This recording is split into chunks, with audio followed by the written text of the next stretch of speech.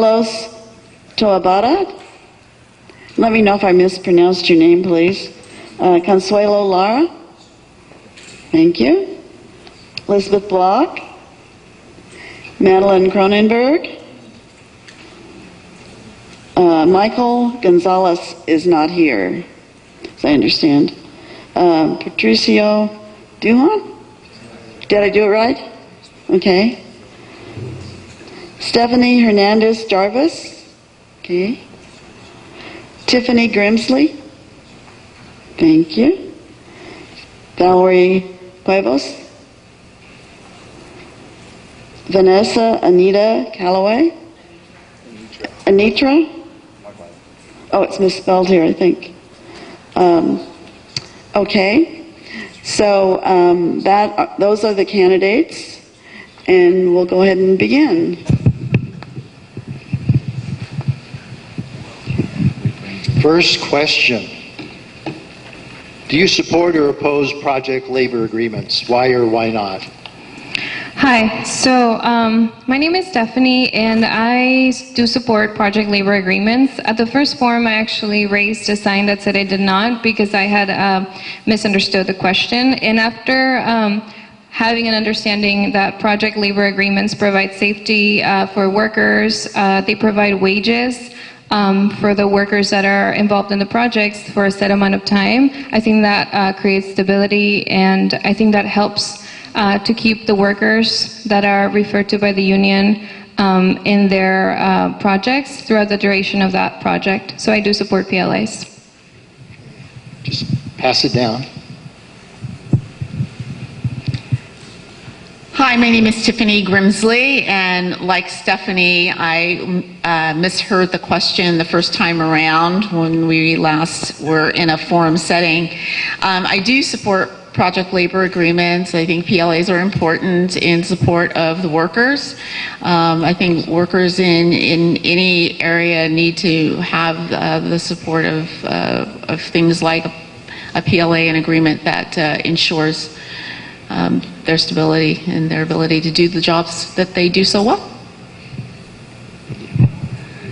Hello, my name is Anthony Caro, and I do support project labor agreements. I feel like it's these sort of agreements that keep our district in a good partnership with our workers. In some instances, it's agreements such as this that hold the district accountable. It's agreements such as this that make sure that we're in line and that everybody else is in line and that we could move forward. So I support project labor agreements. Good afternoon, everyone. Patricio Duhan. It's an honor to be here, and I also support project labor agreements. I support them because it really outlines the commitments that we hold everyone to a certain standard, and for safety measures, for compensation and other issues, I do support project labor agreements. Thank you. Hi, I'm Vanessa Calloway, and I too support the PLA, project labor agreements. I, as the other two candidates, misunderstood the question in the first forum and held up the wrong card. So please forgive me for that misunderstanding. However, I support them wholeheartedly. The agreements, the partnership with the district, I believe is something that's necessary. Thank you. Good afternoon, everybody. Valerie Cuevas, it's a pleasure to be here with you today. I humbly seek your endorsement tonight, or this afternoon. Currently serving as your school board president, and the question of whether support project labor agreements is an easy one, and it's not an easy one just because it's the right thing to do. It's an easy one because I think about Roberto Herrera. Roberto Herrera was my grandfather who worked in construction, and having a decent wage and being able to come home after a hard day's work with soot all over him and knowing that he was going to be able to provide for his family, that we knew he'd be able to come home because the conditions were safe. One day he actually got, one of his best friends had a bunch of dirt fall on him, and he dug his friend out of that. And I will never forget that one of the reasons why we have project labor agreements is to ensure the safety of workers, my grandfather and his friend. And that's why I'll always support project labor agreements, and why I've had the privilege to actually vote in favor as your school board president to make sure our construction does that. Thank you. I'm Liz Block, currently a school board member, and I heartily support project labor agreements. We have them in our facilities department in the district, and it just simply doesn't make sense to put people from another community to work if we're building schools in our district. Let's put our own people to work with our funds that we get from tax dollars. Hi, good afternoon. I'm Madeline Cronenberg. I'm currently on the school board, and I've been on the school board since 2006. I've voted for project labor agreements and supported them from the very beginning of my association with the district. And I truly believe they're important because labor is an important part of our community, and project labor agreements allow us to employ union workers. Union workers are the ones who are the most trained, and the working families of union workers have kept this community strong. And I totally believe that we need to make sure that we continue to support our union members and do that through our construction trades, as well as our union members who work in our classrooms and in our school sites. I'm a strong advocate for expanding project labor agreements to other communities, in addition to making sure that our employees do come from our own location. Hello, my name is Consuelo Lara, and I absolutely do support project labor agreements. I think it's important for there to be a real partnership between the district and our local building and construction trades councils. So, and that includes being more visible and interacting more with our students in providing some of those trade trainings. So yes, I absolutely believe in those. Thank you. Good afternoon. My name is Carlos Taboada, and the answer is yes. Of course, I support project labor agreements because it's the one way that we have to ensure that our workers, our unionized workers, receive a fair wage. It's the one way we have to make sure that local labor is used, and it's the one real connection that we have with our working community. I also support labor agreements because I have been a union member since I started teaching in West Contra, Costa 21 years ago. Thank you. Thank you. Ms. Grimsley, you're going to be next to start off. So on question 2, do you support or oppose the repeal of Costa-Hawkins Proposition 10 on the November 2018 ballot? Why or why not? Thank you.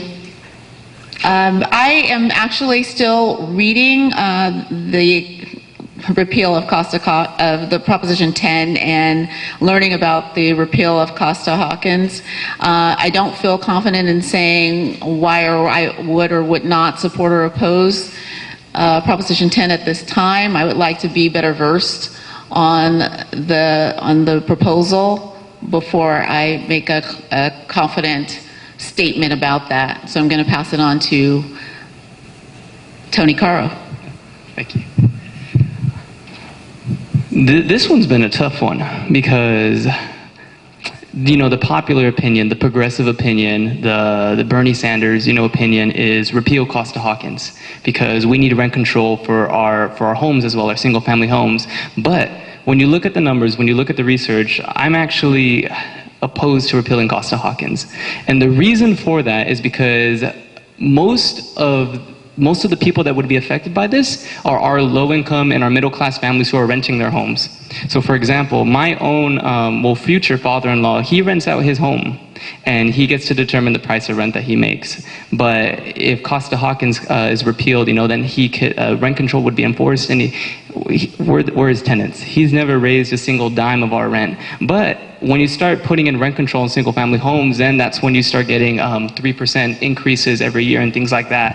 And if you look at the cities where this has happened, Oakland and San Francisco and Berkeley, rent's gone up dramatically because when people would otherwise, thank you. I agree that this is a complicated issue. I have yet to decide on the matter as well. I'm studying it. I understand that, a repeal would add local control and allow cities to make determination on this issue. But as the two previous candidates stated, and as Anthony put it, it's complicated because there's a lot of different components to it. So I am yet decided on the support of the repeal. I too am still doing research on the Costa-Hawkins, and I haven't determined whether or not I will support or not support the repeal, so I'll pass it to Valerie. So this is an interesting question because I tackle it in many ways versus a school board member who's trying to make sure we have housing that's affordable for our educators. Keep in mind that our teachers, our starting teachers, make $50,000 a year. So how do you afford a rent in the marina area for $2,500 a month when you're making $50,000 a year?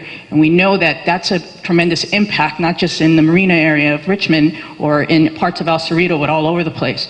So it's a difficult one because while I recognize that there needs to be the opportunity for developers, for communities to determine how we spur development, the reality is people every day can't afford to live here in the Bay, and we pay for that. We pay for that in increased transportation, traffic, and people having to travel farther and farther out to work in the communities that they live. And so I've thought about this long and hard, and to be quite frank, in school board you have to make tough decisions, and I'm actually ready to say yes, I support it, primarily because it gives local control to communities. We believe in local control funding formula. Local communities should decide if they want to repeal and Costa-Hawkins locally and implement rent control. I believe in the repeal of the Costa-Hawkins and Prop 10, and that's all I'm going to say on that. It is an issue that's got a number of sides to it, but I do believe that it's the best thing to pass Costa-Hawkins and pass the measure and repeal it. Because in the end, what it does do is allow the communities, as Mayor Quinto said earlier, to make the choice. And as Board Member Cuevas said, we do that. We want local control in school board issues, and I think it's appropriate to have local control in city issues as well. And so I think what we're doing is taking off a lid and allowing local control to happen when Costa-Hawkins is repealed. Thank you.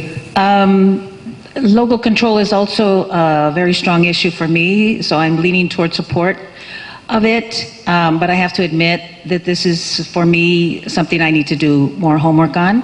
So that's kind of the way that I'm leaning. Thank you. Hello. I do support wholeheartedly the repeal of the Costa-Hawkins because I think that not only high quality education is a fundamental human right, but also having a roof over your heads. While I was teaching economics, I used to always make a survey that I borrowed from the Census Bureau, and I found to my surprise that most of my students, their families were paying well over 60, 70, sometimes 80 and more % of their income for housing. And I think it's bad social policy, and also make an ethical judgment. I think it's immoral for that to continue. So I do support the repeal of this proposition, Costa-Hawkins. Thank you. Mr. Carroll, you're next up for the third question. Oh, I'm sorry. Thank you. I'm an idiot. Pass it down over. You did this last week too. Yeah, but only the first time. Okay. How long do I have for this one again? A minute? Okay.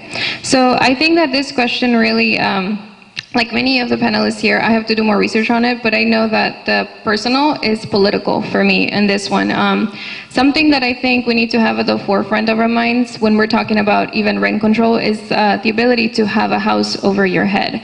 A lot of our students are facing homelessness. If you go to the Iron Triangle, there's a shelter there just a few blocks away from local schools. How can we even discuss this when we have kids that don't have a roof over their heads? I think that we need to have rent control. As a homeowner, I understand, the consequences that I had as a renter before becoming a homeowner. There were a lot of issues with getting our home, and when we moved out of our home in Richmond and moved to Pinole, the rent went up by $500 for the same place, no renovations, nothing. And the next tenant that actually moved next door from us had to spend an extra $500 a month.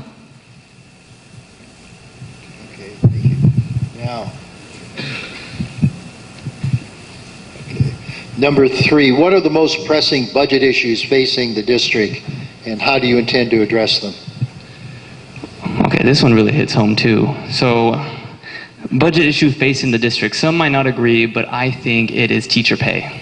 To me, it is a travesty what we're paying our teachers right now. So I do work in Arkansas as well, and those teachers over there are getting paid the exact same amount as our teachers here, and this is the Bay Area.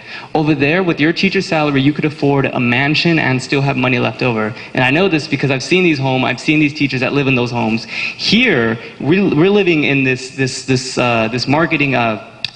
housing bubble, and we're not paying our teachers enough. So I've met teachers who live in Stockton. I've met teachers who have to drive 2 hours just to get here to work with our students. Now, if we're not paying them enough, if we're not giving them enough supports, why would they want to stay? I've met teachers who have left this district to go to Marin, to go to Vacaville, to go to Fairfield, just because they're paying more over there and it's cheaper to live over there. So if we want to keep our high quality teachers, we need to pay them more, and we need to figure out a way to do that. Maybe we need to start cutting the consultants that we have. Thank you.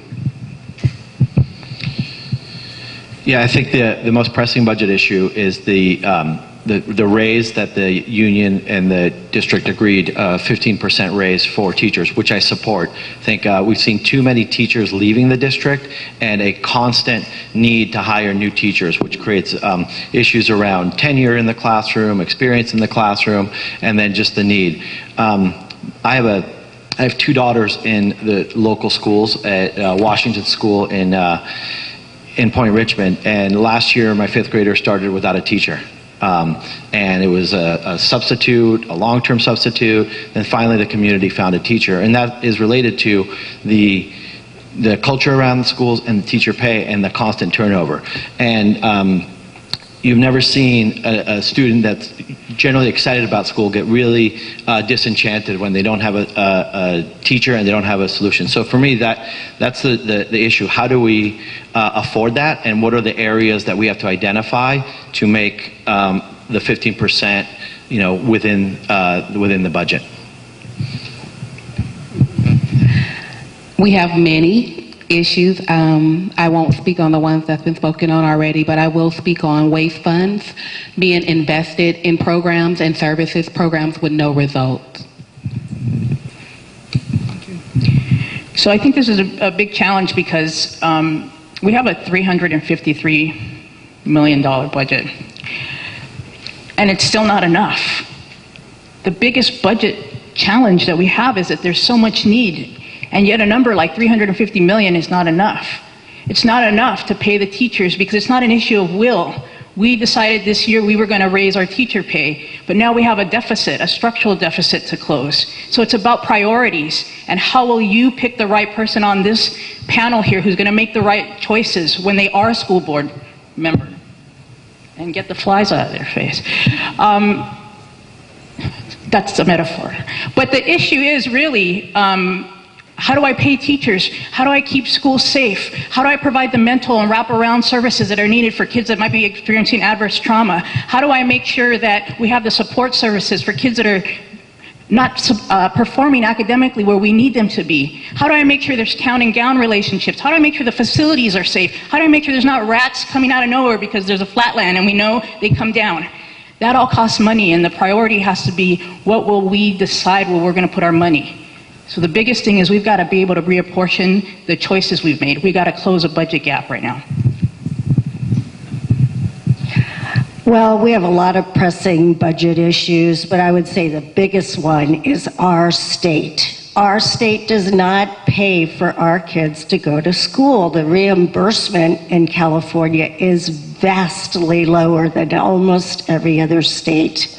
So that is the context for the big problem with the budget. But more immediately, having given a 14% raise, and believe me, we would have liked to give more because our teachers deserve it, we now have to make sure that we can keep our budget balanced. So that is a very pressing matter for us right now. We will do it, but we just have to keep vigilant about it. The other problem we have with our budget is paying for the insurance and pensions for people who have retired. That is a state for cities, municipalities, and school districts throughout our state of California, and we all have to start planning better for it. Thank you. Yeah, the most pressing issue is that we're underfunded by a lot, and we're not able to address that. You're going to get down to question number 9. We're going to talk about ways that the state is going to be able to provide us with extra funding, and that will be helpful. But until we get to that, the other part of this question is how do we intend to address them? The other issues we have that impact our budget are we've got an unfunded mandate with respect to our children who are in special education. We need to lobby around that, and that's all we're able to do, but we need to make the case that we're not being repaid at the rate we should be. We have our pension issues, and our pension issues are a settled issue, but we have the same pension issues that the rest of the state has with the pension requirements going up, the participation by the district in the pension payments going up and up. And there's not that much we can do about that either. The thing we can do is make sure that we do budget, make our budget cuts very intentionally, very purposefully, and very transparently so that we have a budget that's balanced. I believe that our most pressing budget issue is the fact that so much money is being lost and siphoned off by outside corporations in establishing these charter schools. If we did not have to do that, I think we would have the money to address things like facilities. In parts of the district, there are facilities that are state-of-the-art, and then in others are in very bad disrepair, and so we need to make sure our facilities are more equitable. And of course, teacher salaries, yes, they were given a raise, and there should be more. Keeping our pension intact, but again, it's the money that is being sent out with the charters is affecting all of us, all of the district. Well, indeed, there are many rubrics in our budget that need revision. Ungodly amounts spent on consultant fees, unfunded mandates. But I think the most important budget issue, like my colleague Consuelo Lara has said, is not really the money, it's really the money that does not appear on our budget. And I'm talking about the fact that our district is subsidizing an autonomous, alternative, privately owned, privately managed, but publicly funded school system. Just on average daily attendance, we are suffering a yearly hemorrhage of $60 million. You do the math, 6,000 of our students enroll in charter schools, approximately $10,000 per student on average daily attendance. We are suffering, and I haven't heard our district administrators say even ouch. Thank you.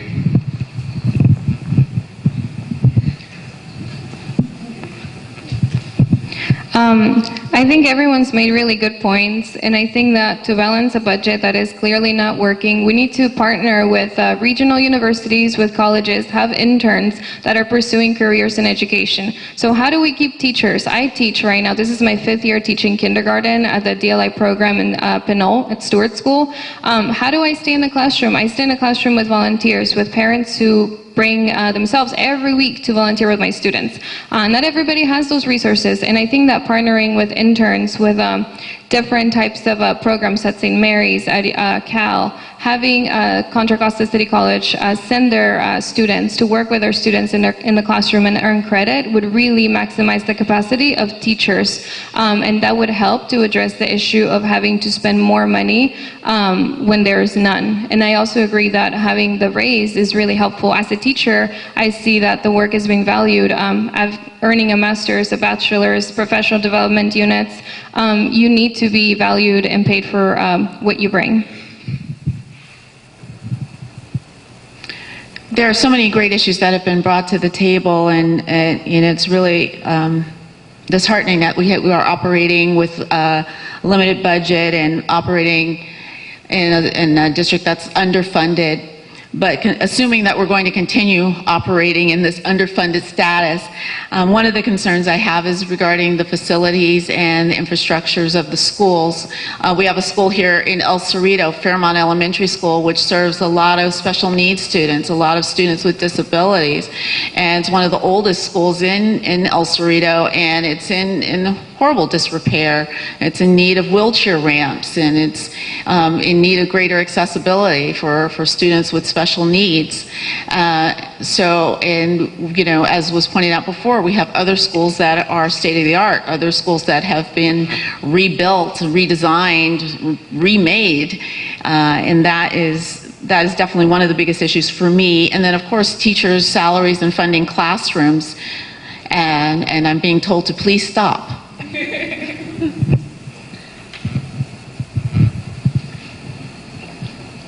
We've gotten a lot of questions from the audience here.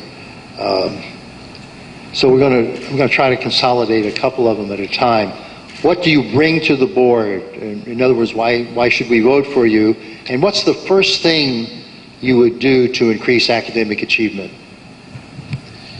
It's a great question. So what I bring to the board is experience as a teacher and as an education leader. I've dedicated my career to education. I've been working in the space with professional development for teachers and leaders, principals, and I've worked with districts across the country that have addressed similar issues, and I know what can be done, and I've seen success stories to turn around. The second part of the question is what's the focus? I think where I would focus first is the achievement, especially in third grade. The district data shows that 30% of third graders are reading on grade level. So that means 70% of third graders are not reading on grade level. And that's a recipe for continuing challenges, whether it's dropout rate, not being prepared for college upon graduation. So I would really focus on making sure that we have third graders reading on grade level, and then support systems intervention for those that are falling behind, so we can catch them up. Because if you're not reading, you're not really prepared for college, for career, or for life. I bring to the table 20 years of experience with youth and young adult. I'm a champion for parents, students, and employees. So it's not just a one fix. I think they're all intertwined and they all need to be nurtured and addressed accordingly. I also bring to the table a community voice of transparency, accountability, as well as communication. Without communication, we can't move forward. Oh, I'm sorry. What was the second part of the question? The second part was what is the first thing you would do to increase academic achievement?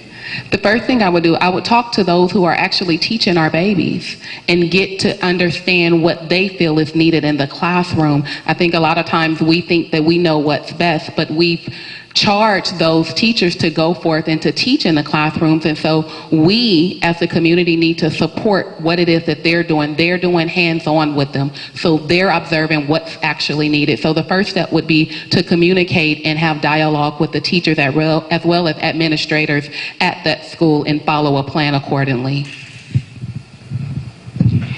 So it's something I've thought about really hard because I've had 4 years on the board, and the first thing I would do would be get real. It takes a lot of time to act and energy, and it's hard work.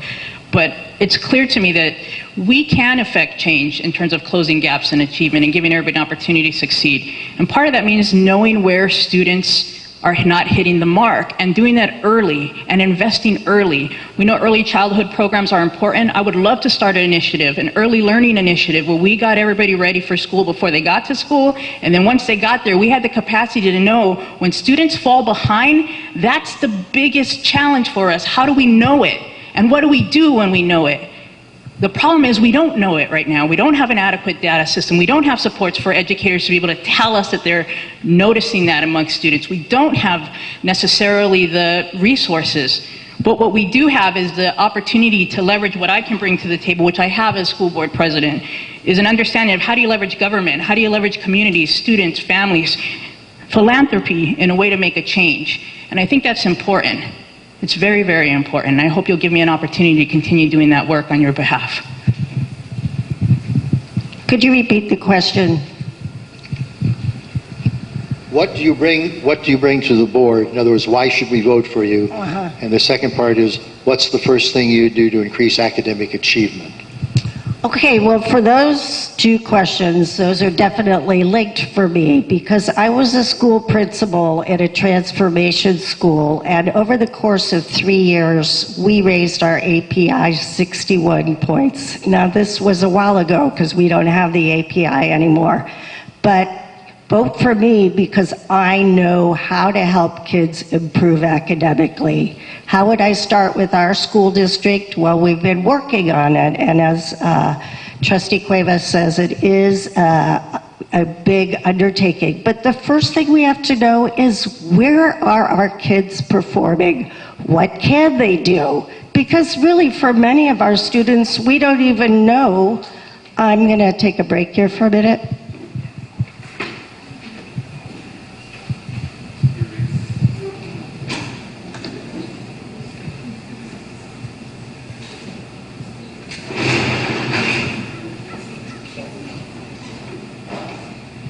Is there a doctor in the house? Well, what you mean is physician. Oh, physician, yes, you're right. Are you a doctor?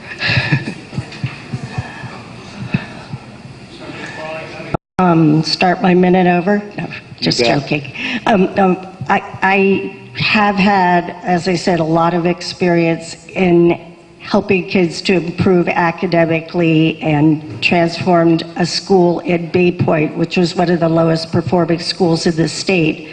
In our district, we need to focus on what kids can and cannot do, so we know what they need to learn.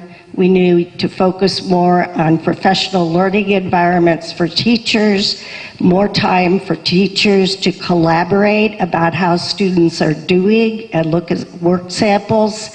So there's a lot that can happen to improve student performance, and we are just at the very beginning of putting our plan into place, and I'm hoping that we'll see more growth in the coming year. But it's a crisis right now for us.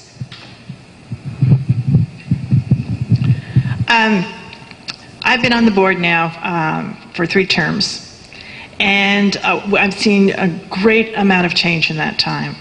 But we need to continue moving forward.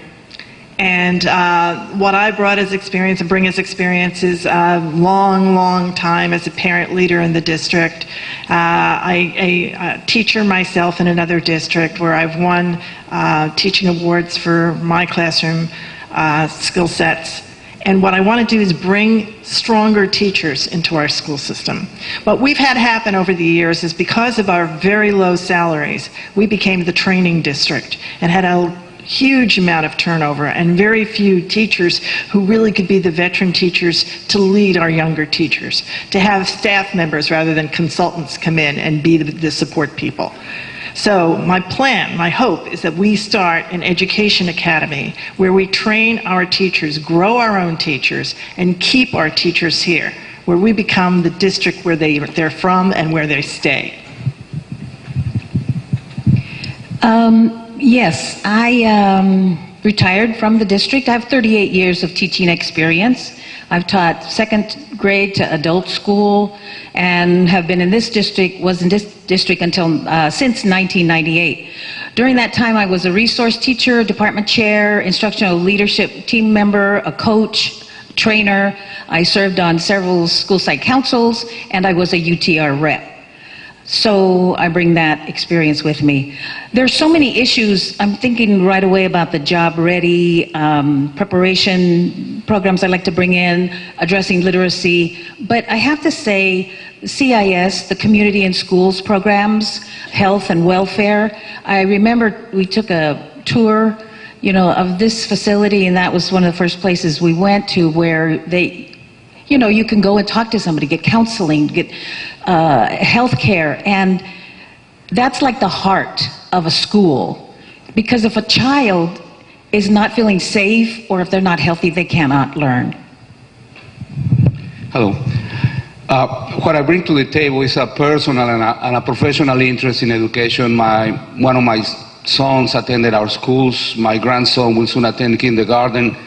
And I have a 21-year experience in our district as a teacher and school counselor. We do have a pressing problem, and I think it's not just our problem, it's one of the most pressing and urgent problems in public education, and that is the achievement gap.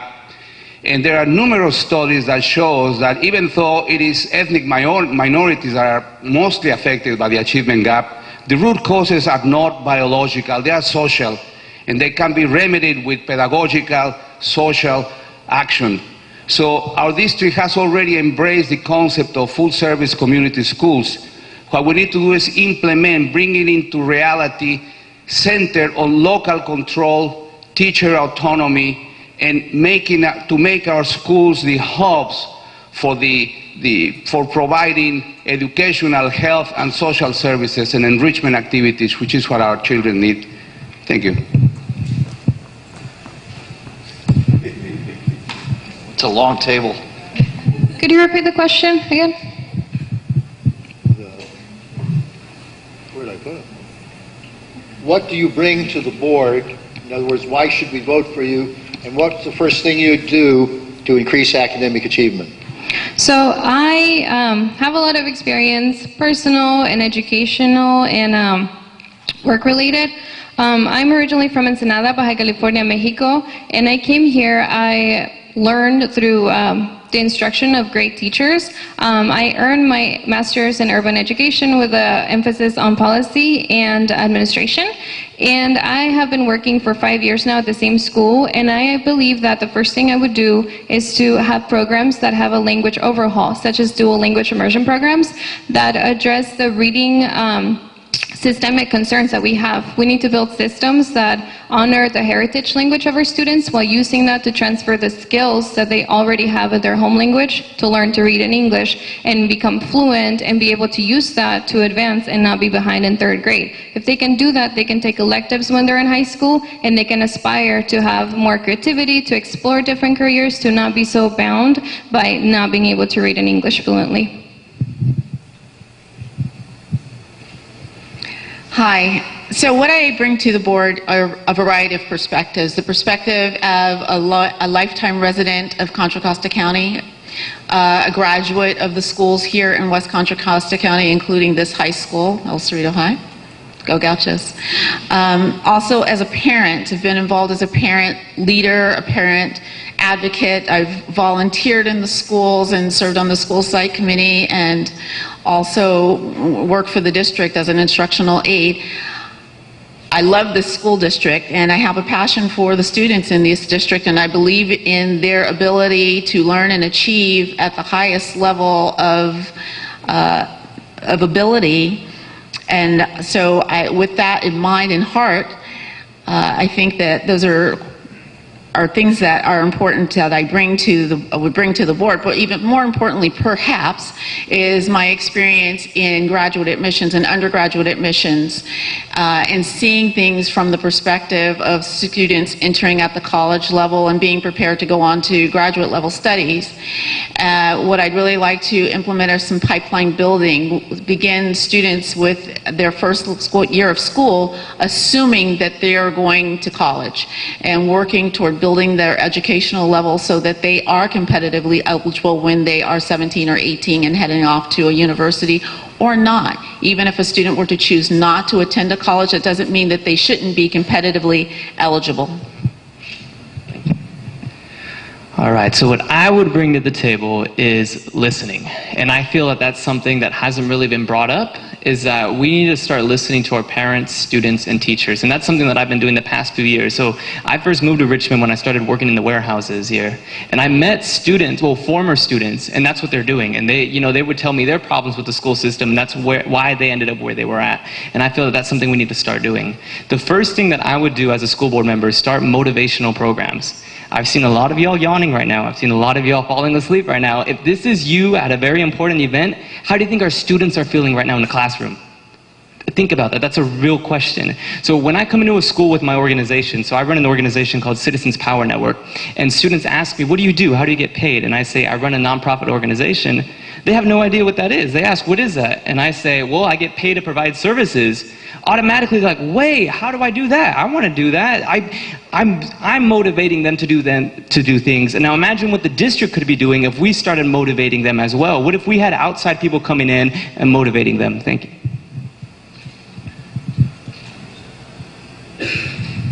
Okay, we ready for the next one then? Do you support district elections, and is the school district too big? Do I support district elections? In what capacity? Are you talking about the maps? Is that the question? Well, you need maps if you're going to have district elections. Okay. I do support district elections. However, I don't support what's been presented thus far. I think that it needs to be looked at a little bit deeper, and I believe that our parents and community needs a little bit more time to assess what it is that we're presenting to them. I don't believe this go around they've been given a fair opportunity to assess the maps that are presented before them. So I believe in your right to elect a representative that is closest to you. And not only do I believe in your right to do it as a member of El Cerrito, city of El Cerrito, or what part of West County you live in, but for people in Hercules and people in Pinole, and if you live in the Flatlands. And because of that, that is also layered on top of the fact that I believe in civil rights. And the California Voting Rights Act is very clear that if we can find ways to empower through ward trustee type elections, we should, and I absolutely support that. Because I support your opportunity to have representation that's closest to you, and to make sure that you're represented. Right now, our at-large elections has ensured that there will be parts of this district that are not represented at the table. And you've heard that old adage that when you have to make space, you don't shut people out from the table, you make the table longer. And that's what trustee elections would mean for me. Because it would be making sure that there'd be more investment, more engagement, and that anybody, regardless of what the size of our district, could see themselves represented on our school board. So that's why I support it. I support area elections because by law they're required according to the Voting Rights Act. So, but we in our district want to move forward for election areas with the support of our community, not just part of the community. So we need to start getting more people involved in the process so we can add to the voices that we already have and get a more move in that direction. I think it's been a little bit hard for us with this go-round. It's been bumpy because it's been imposed on us through a lawsuit rather than coming from the citizens within the district. But we are going to push ahead and do the best we can on this and work with our community to find good solutions that follow the law. I support the California Voting Rights Act. And I'm very active in good government organizations, and I believe in the importance of the vote. As a consequence, I support district elections in our district. Our process, we have a two-part process right now, and one part of it is in litigation. And because of that, I think I need to stop here in terms of what I'm going to say, but I do support the district elections. Yes, I do support the district elections. I think it's too bad how it came about, because it seems like it's like under the gun, now you need to do this. And it would have been better if it could have been done more thoughtfully. I would have liked to have seen 7 districts instead of 5, just so there would have been more representation. So that's how I feel about that. Thank you.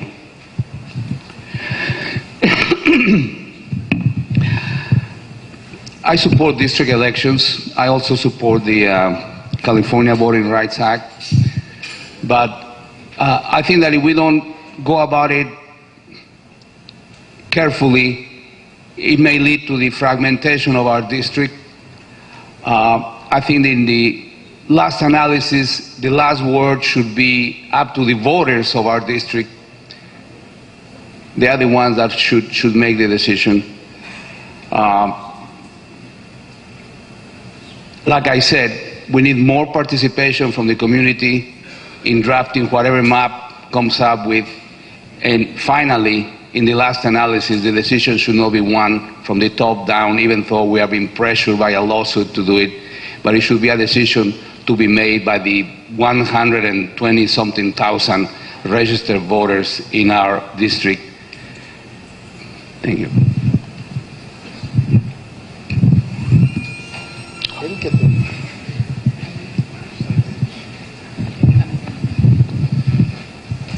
You're cooperating so wonderfully.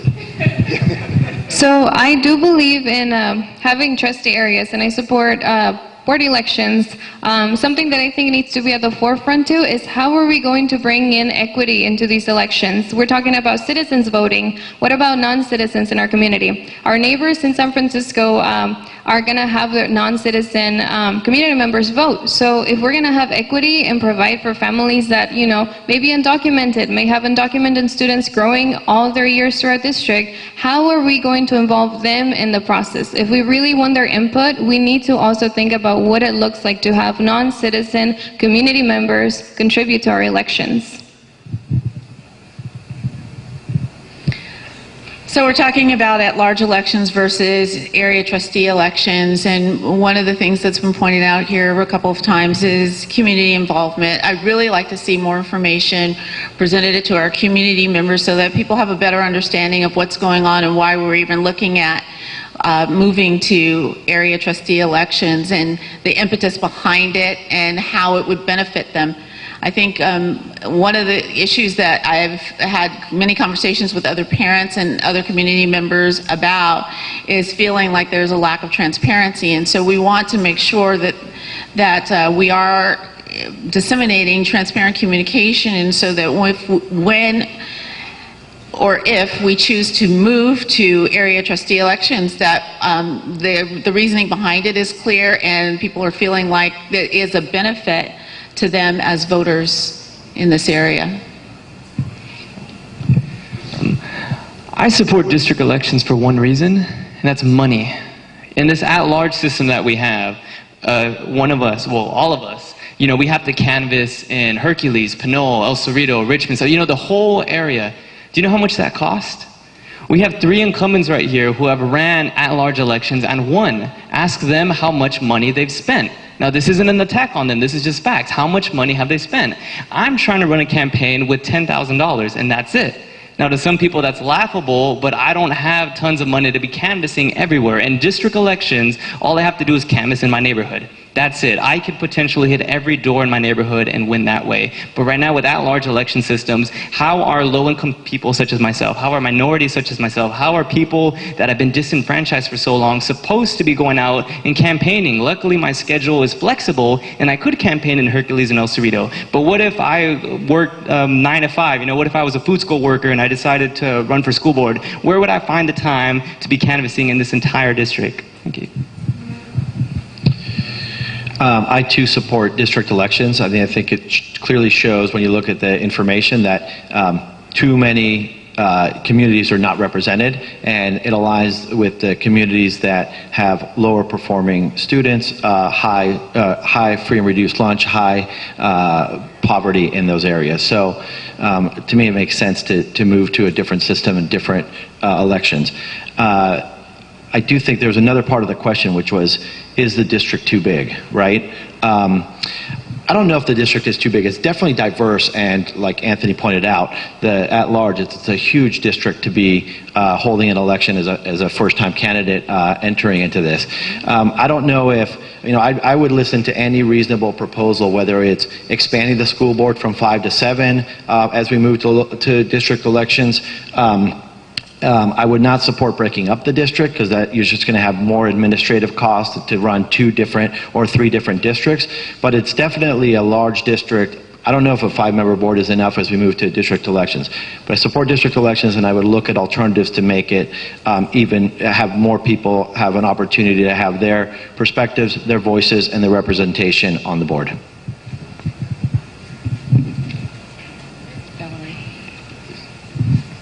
All right. In doing a lot of interviews with other school board candidates in other districts, many of them have said that they have been offered by charter school proponents, literally, quote, unquote, unlimited amount of money. Can you tell me if you have or will accept money from charter school interests, either directly or through independent expenditures, or would you refuse that? So I think this is an important question, because I actually been working on my 4 years on the board to look at what is the dynamics that make that relevant in our district.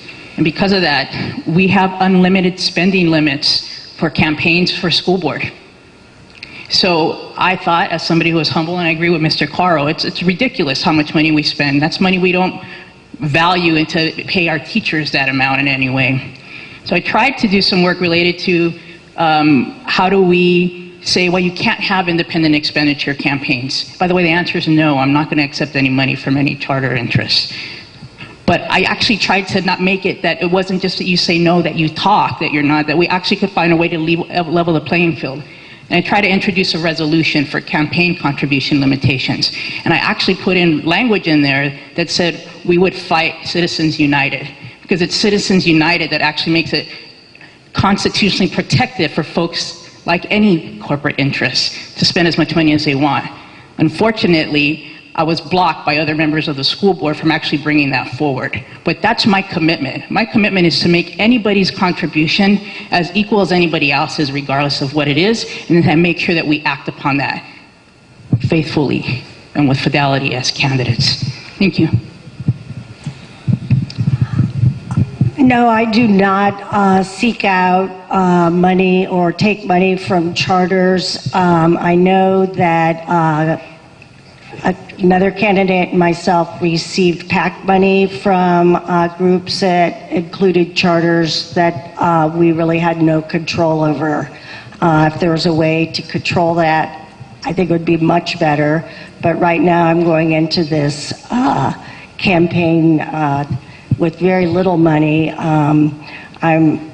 I put $30,000 down on my budget, but actually I've raised $100 so far. So I'm going to try to join in with some of our other people running in the United States without money, and hopefully I'll find the key to their success. So this is the charter question. And I absolutely will not accept any money from anyone associated with the charter sector.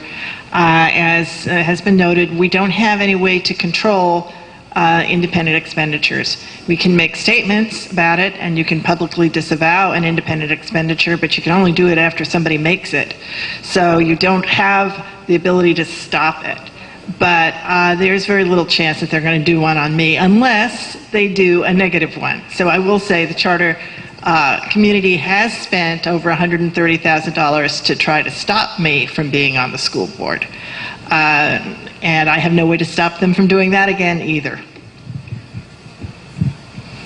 I also doubt seriously that I'm going to be offered any money, but that's okay. I won't get my feelings hurt. On my platform, one of the things I have is accountability and transparency. I want to be able to look at school finances, all school finances.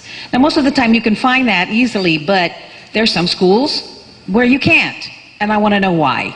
So that's something that I'm going to look into. Also, in terms of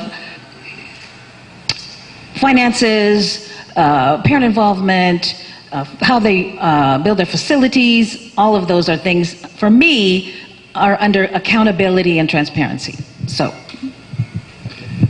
Well, this is really a two-sided question. Personally, I would not accept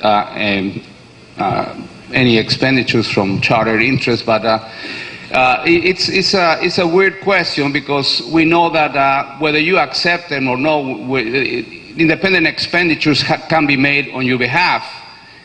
And people have said, well, you know, I didn't ask for it. But the fact of the matter is that in the elections of 2014 and 2016, charter school, the California Charter School Association, and their many affiliates and parallel organizations have invested close to $1 million in our West Contra Costa USD school board elections. And depends on how you feel. They didn't do too well. They only managed to place 3 positions on our board. So really, that's not really the question, you know, whether you will accept it or will reject it. Well, you know, people say you will reject it, but then you cannot. Well, the money was spent on my behalf, but I have nothing to do with it. So.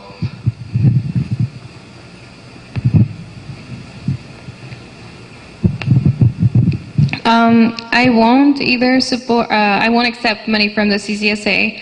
I want to run a grassroots campaign that has a lot to do with personal connections, with building those relationships with people I don't know yet, really leveraging the support that I can get from families that I know, from community members that already know me and my story and what I bring to the table. I believe in forming those relationships door to door and with the use of social media, and I do not believe that money should define campaigns. I think that money should not define a political campaign or what a person has to offer in an election. If that's the case for this election, I think that we need to change the way that politics should be done at our local level.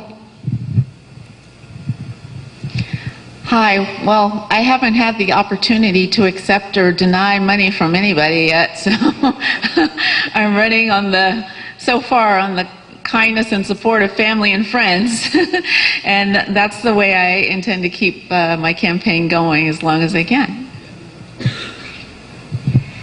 So it's not just CCSA, you know, it's Students for Education Reform and other groups like that.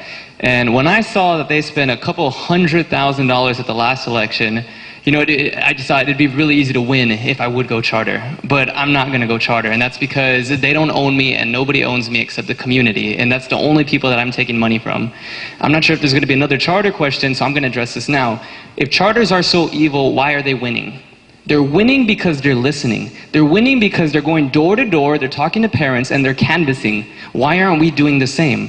When a charter comes to a parent's door and they say, hey, are you happy with your school? What? No, you're not here. Why don't you come to this charter school here? That's what they're doing, and it works. Why aren't we promoting our schools the same way that they are? Why aren't we showing parents and students and how great our district schools are? And that is the only reason why CCSA has a foot here. That is the only reason why the charters, why there's so many of them here, is because they're listening, and that's how they're winning. If we want to be doing the same, if we want to get rid of charters in this district, we need to start listening to parents and acting on that. So I agree that with independent expenditures, there's not anything that you can do unless you find out after the fact. So I won't be seeking that, but you know, after the fact, we'll see what happens. The charter question, I mean, the charters are here because parents are dissatisfied. I mean, 25% of schools in the district are charter. The data that I looked at, 14% of students are charters. So some parents are voting, some families are voting with their feet because they're dissatisfied with their local traditional public schools. If you're in a school that has a culture that is not succeeding, if you're in a school in which 30% or lower of third graders are reading on grade level, you're looking for alternatives. With my 2 daughters, I'm happy in the public schools, having a great experience, but I would stop at nothing to give them what I thought was best for their experience. So I can't criticize people that are doing that. I'll be honest, I have met with CCSA. I haven't accepted any money, but I am listening to everyone that is interested in getting behind turning the district around and moving the district forward. So I think in order to better understand, you have to listen and you have to engage to really understand the issues at hand. I'm going to keep it straight to the point and answer your question. Yes, I've been offered seed money. No, I did not take it, and no, I will not take money from the CSA.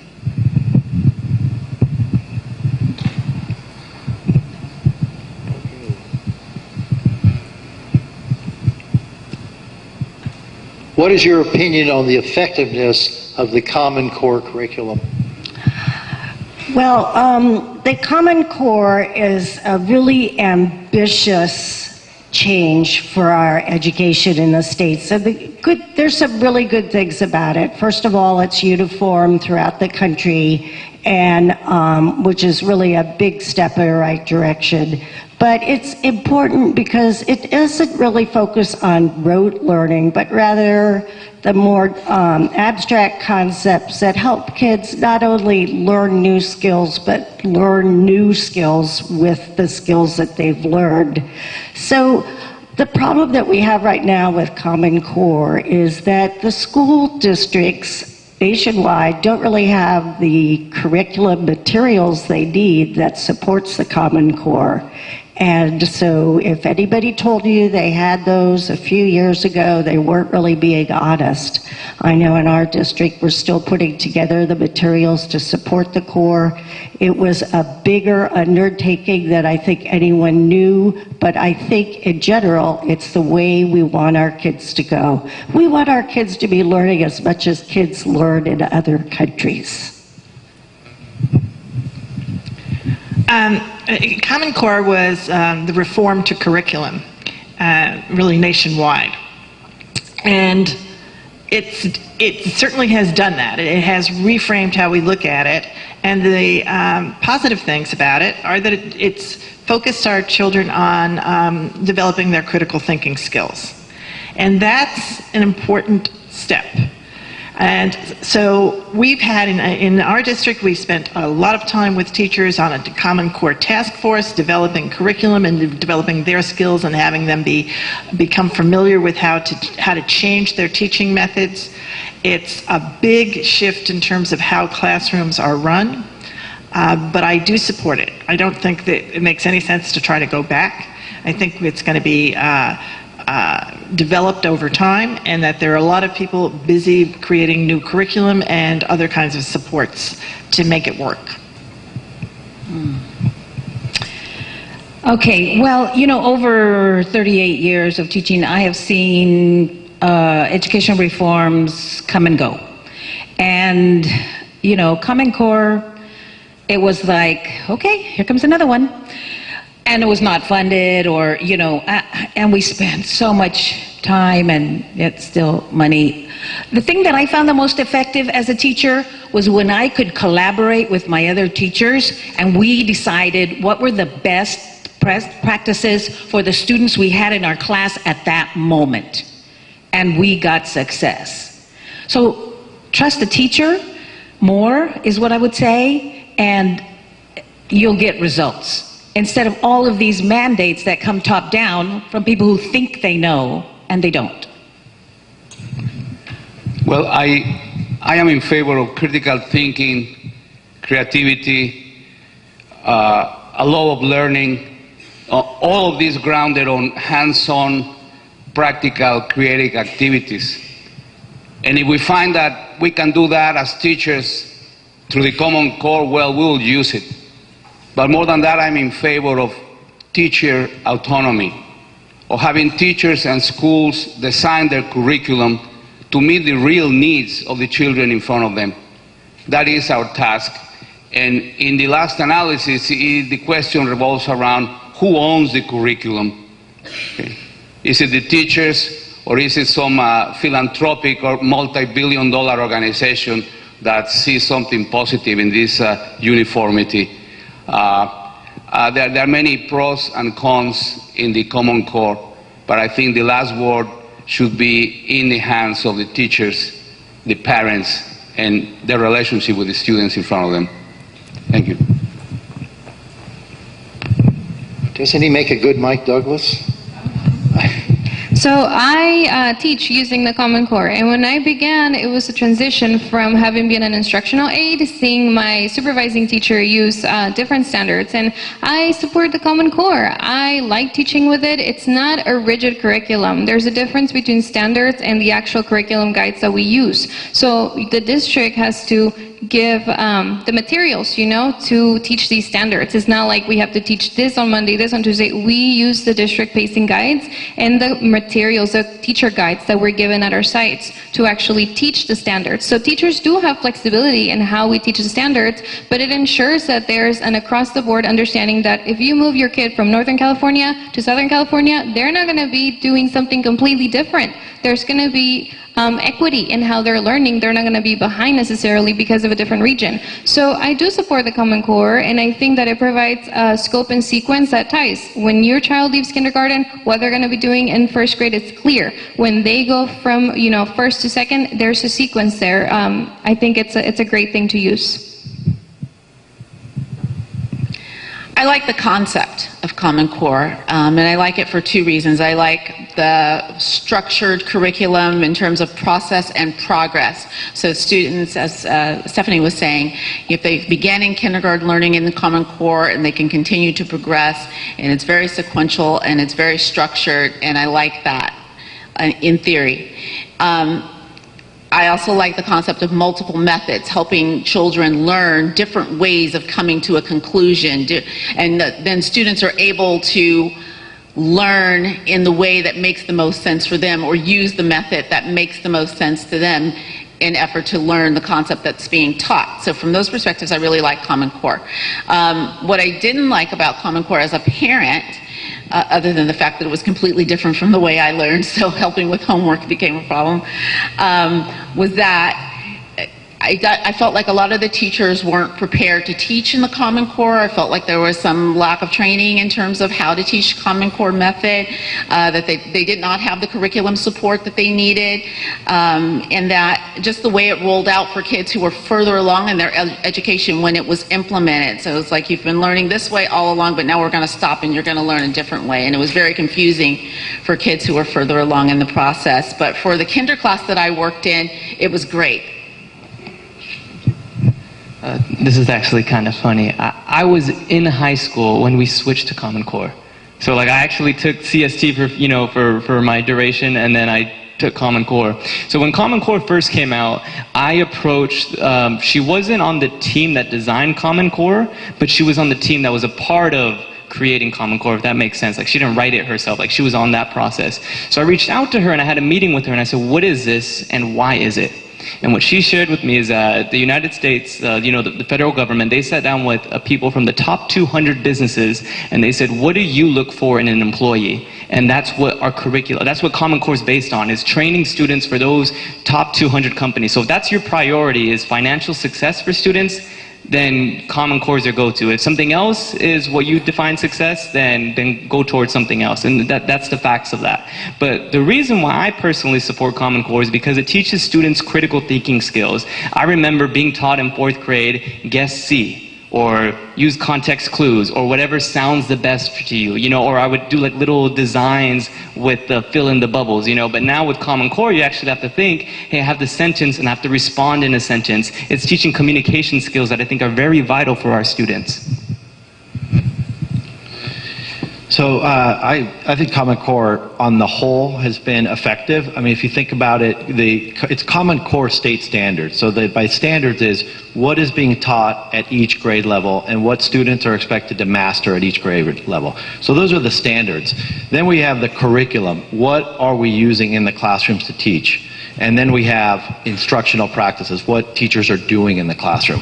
So what Common Core did is take the standards that were a mile wide, an inch deep, and teachers were racing through it, and really made it more coherent and allowed teachers and students to focus more on critical thinking and other skills that are needed for college and career.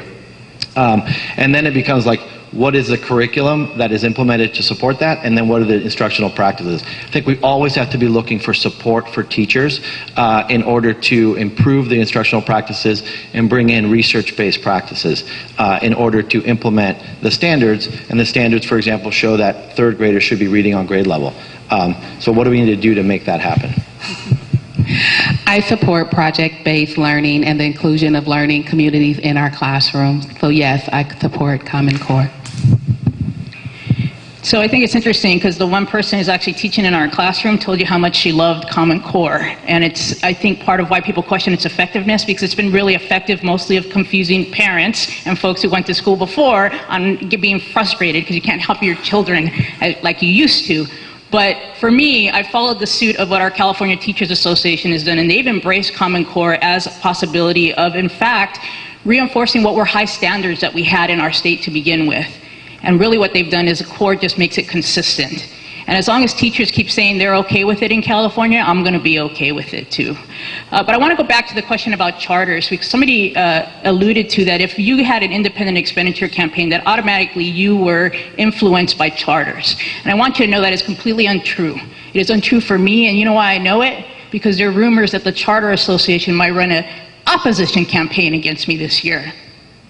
And you know what? I'll wear that with a badge of pride, because it's unfair. It's unfair to assume that depending where you get your support, that means you're in the pocket. And I dislike folks who want to create negative narrative that's not true.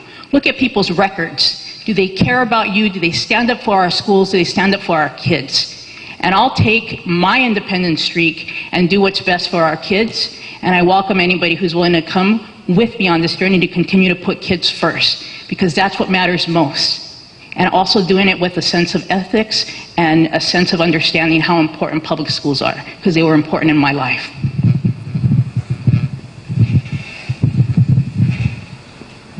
I don't think we'll be able to do another whole round because we have to vote by 4. And by the way, any of you who are members of one or both of these clubs, don't forget not to vote, okay? Okay. You know, I know that, you know, in elementary school we put our heads down and our hands up, but you got to fill a ballot out. So I do want to thank you all so very much. This is really hard to put yourself out in public, and it's really hard to focus in on what your basic essence of your positions are. By the way, any of you who owe me a survey, who haven't turned it in, please get it to me. This is important for the DPCCC. The clubs operate a little bit differently, but as you found out, we're trying to do this in a more efficient manner for us and you too. Rather than going to 3 entities, you got to go to 1. Yeah, exactly. You know, and I'm also struck, looking at the panel, that this is our community. Look around. This is our community. You represent the Democratic Party in the San Francisco Bay Area. So thank you so much for putting yourselves out.